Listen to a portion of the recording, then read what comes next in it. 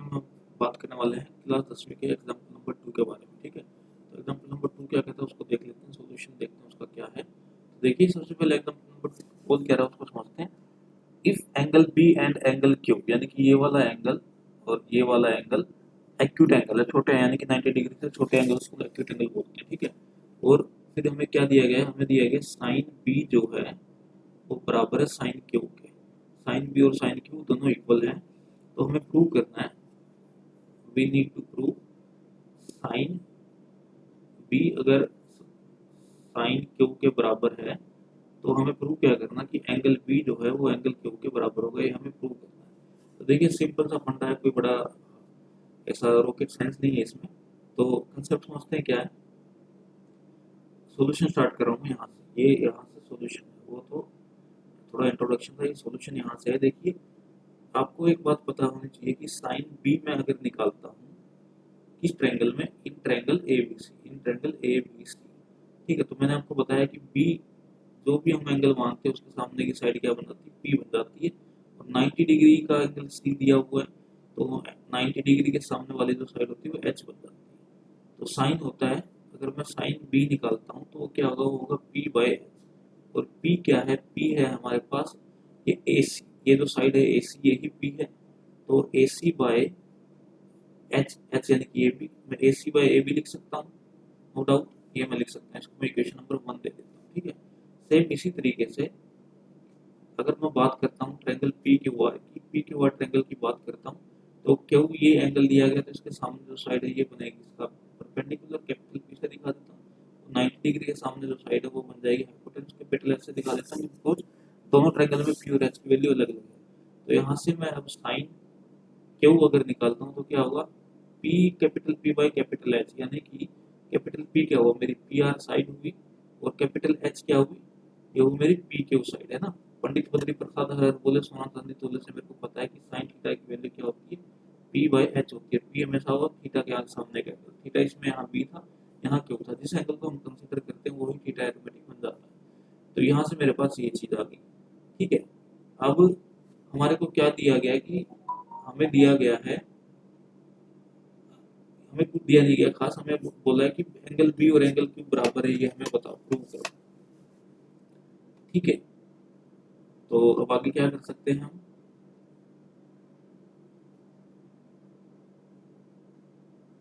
इसको मैं equation number 2 mention कर दे रहा हूँ, इसको इक्वेशन नंबर 2 मेंशन कर दे रहा हूँ। अब नाउ अगर हम बात करें, मेरे को पता है कि साइन बी जो है वो साइन क्यू के बराबर है, साइन बी साइन क्यू के बराबर है। तो इस तरीके से मेरे पास क्या आ गया, ए सी बाय ए बी जो है, A C by A B जो है वो बराबर आ गई P R by P Q के, P R by P Q के बराबर आ गई। अब देखिए एक ट्रायंगल ये था, यहाँ ये ए था, ये बी था और ये सी था, और एक बड़े वाला ट्रायंगल था, उस ट्रायंगल में ये यहाँ बी था, ये क्यू था और ये आर था। अब आप मेरे को बताइए, ये जो ए सी साइड है ये छोटे वाले ट्रायंगल की ये वाली साइड है, जो ए बी है ये वाली साइड है, तो 90 डिग्री के सामने की है। अब पी आर जो है ये इसकी ये वाली साइड है, और पी क्यू जो है ये इसकी ये वाली साइड है। ठीक है, क्या कोरस्पोंडिंग साइड्स का रेशियो इक्वल हो गया है, बिल्कुल हो गया है। अब कोरस्पोंडिंग साइड्स का रेशियो अगर इक्वल हो जाता है तो क्या होता है, वो दो triangle, because ratio of corresponding sides is equal, because ratio of corresponding sides is equal, corresponding sides is equal, corresponding sides का जो रेशियो है वो इक्वल हो गया है। तो हम क्या बोल सकते हैं कि ट्रायंगल ए बी सी जो होगा, ट्रायंगल ए बी सी जो होगा वो सिमिलर होगा ट्रायंगल पी क्यू आर के।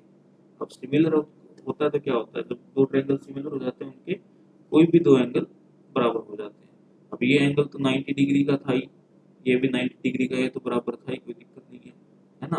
तो देयरफॉर हम क्या बता बोल सकते हैं कि एंगल बी जो है एंगल क्यू के बराबर है, एंगल बी जो है एंगल क्यू के बराबर है, और क्या बोल सकते हैं कि एंगल ए है वो एंगल पी के बराबर है। तो यही हमें प्रूव करना था, ये वाला कंसेप्ट ये मैंने आपको समझा दिया।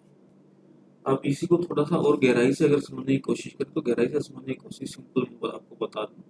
देखिए साइन बी मेरे पास क्या है, साइन बी मेरे पास होगा पी बाय एच, यानी कि A C by A B, और साइन क्यू क्या है, साइन क्यू होगा मेरे पास P R by P Q. ये है पी आर, ये है पी क्यू, है ना। ये कैपिटल पी, ये कैपिटल एच, ये कैपिटल बी, ये स्मॉल पी, ये स्मॉल एच और ये स्मॉल बी। तो इतना मेरे को पता है। अब देखिए, अगर मैं तीनों साइड का अगर रेशो बराबर करना चाहूँ तो मैं वो फंड आपको बता रहा हूँ। तो क्योंकि साइन बी जो है वो साइन क्यू के बराबर है, तो हम क्या कर सकते हैं कि A B by A C by जो ए बी है वो किसके बराबर है, P R by P Q के बराबर है। ठीक है, A C by A B P R by P Q के बराबर है। तो अगर तीसरी साइड निकालनी है, तीसरी साइड यानी कि इन द सेंस में बोलूँ आपको, अगर ए सी, इसी को मैं थोड़ा मॉडिफाई करके लिखता हूँ कि ए सी के नीचे मैं क्या करता हूँ, पी आर लेके आता हूँ। ए सी के नीचे लाया मैं पी आर और ए बी को ले गया ऊपर, यानी कि ये ऐसे मैंने इंटरचेंज किया। ठीक है, तो A B by P Q ये हो गया। अब मैं अगर मान लीजिए मैं इस ट्रायंगल में, ए बी सी ट्रायंगल में मैं निकालना चाहूँ बी सी साइड, तो बी सी क्या है, बेस है। तो क्या मैं बी सी को ऐसे लिख सकता हूँ, बी स्क्वायर ए बी का स्क्वायर माइनस ए सी का स्क्वायर, क्योंकि ए बी क्या है, ए बी है आपका हाइपोटेन्यूस, ए सी आपका परपेंडिकुलर। ए बी माइनस ए सी में लिख सकता हूँ, ए बी माइनस ए सी। ठीक है, अब सेम इसी तरीके से अगर मैं इस ट्रायंगल में क्यू आर की वैल्यू निकालूं तो क्यू आर की वैल्यू क्या होगी, क्यू आर की वैल्यू होगी पी क्यू का स्क्वायर यानी कि हाइपोटेन्यूस का स्क्वायर माइनस ए सी स्क्वायर यानी कि सॉरी पी आर स्क्वायर। ठीक है, यानी कि परपेंडिकुलर। तो ये हो जाएगी। अब इन दोनों का रेशियो मैंने निकालना है ये। अब क्या मेरे को ए बी और ए सी में रिलेशन पता है, बिल्कुल पता है, ये रिलेशन है ए बी और ए सी में। ठीक है, अब यहाँ से देखिए, ज़्यादा डीप में वैसे जाने की कुछ थी नहीं, फिर भी मैं आपको लेके जा रहा हूँ तो समझा दे रहा हूँ। अब देखो, ये जो चीज़ है आपके पास, ये जो चीज़ है, इसको आप क्या है, A C by A B है, क्या इसको मैं के बराबर मान सकता हूँ। और सेम इसी तरीके से P R by P Q जो है, क्या इसको मैं के बराबर मान सकता हूँ, क्योंकि दोनों बराबर है, के एक कॉन्स्टेंट मैंने ले लिया है। मेरे पास ए सी की वैल्यू क्या आएगी, ए सी की वैल्यू आएगी मेरे पास ए बी इंटू के, ए बी इंटू स्मॉल के। सेम इसी तरीके से पी आर की वैल्यू होगी, आएगी पी क्यू इंटू स्मॉल के। ठीक है, अब यहाँ रख दीजिए बी सी का स्क्वायर अपॉन क्यू आर का स्क्वायर। तो यहाँ मेरे पास क्या है, ए बी का स्क्वायर, ए बी के स्क्वायर को ए बी स्क्वायर रखता हूँ और ए सी की, ए सी स्क्वायर की वैल्यू रख देता हूँ, ए सी स्क्वायर एक सी की वैल्यू रखता हूँ ए बी इंटू के का होल स्क्वायर। ठीक है, अपॉन नीचे क्या किया, नीचे क्या मैंने पी क्यू को एज इट इज रखा और यहाँ से पी आर को लिखा पी क्यू इंटू के का होल स्क्वायर। और थोड़ा सा सोल्व करते हैं तो बी सी स्क्वायर जो अपॉन क्यू आर स्क्वायर जो होगा वो क्या हो जाएगा, ए बी को, ए बी स्क्वायर को कॉमन ले लिया, यहाँ बचा वन माइनस के स्क्वायर, यहाँ से भी पी क्यू स्क्वायर को कॉमन ले लिया, ये बचा वन माइनस के स्क्वायर। ठीक है, और वन माइनस के स्क्वायर से वन माइनस के स्क्वायर कैंसिल होगा क्योंकि डिवाइड में है। बचा क्या, यहाँ से बचा मेरे पास बी सी का जो स्क्वायर है वो क्यू आर स्क्वायर के बराबर है, और यहाँ से ए बी का जो स्क्वायर है अपॉन पी क्यू का स्क्वायर है। तो ये तो खत्म हो गया, खेल ही खत्म हो गया पूरा। अब A B by P Q और A B by P Q क्या था, A B by P Q actually के ही बराबर है।